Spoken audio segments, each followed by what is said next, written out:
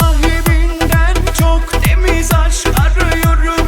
Yıllardır döne döne az kullanılmış olsun istiyorum. Sonu yine hüsran bile bile.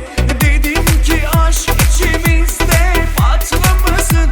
Üstüne basarak kaç kere, sonra insan içine çıkamayız da rezil de oluruz. Bak ele güne.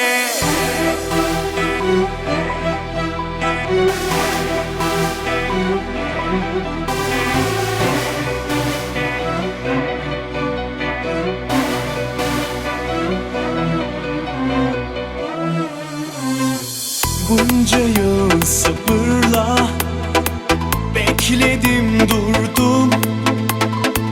Ömrümce ne umduysam tersini buldum. Sabıkam yok aşktan, yürek değil taştan. Gelen giden çok oldu, ben hiç çıkmadım baştan. Şimdi istiyorum, aşka şans veriyorum. Zaman gelip geçiyor, tutamıyorum.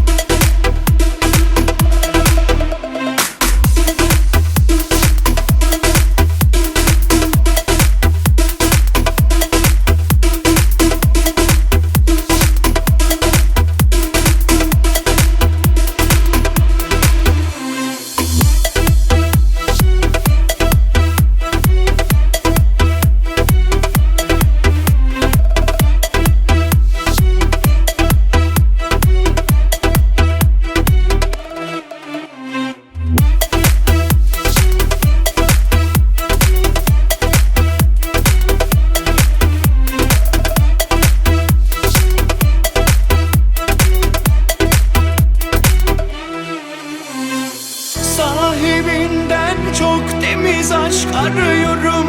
Yıllardır döne döne az kullanılmış olsun istiyorum. Sonu yine hüsran bile bile. Dedim ki aşk içimizde patlamasın. Üstüne basarak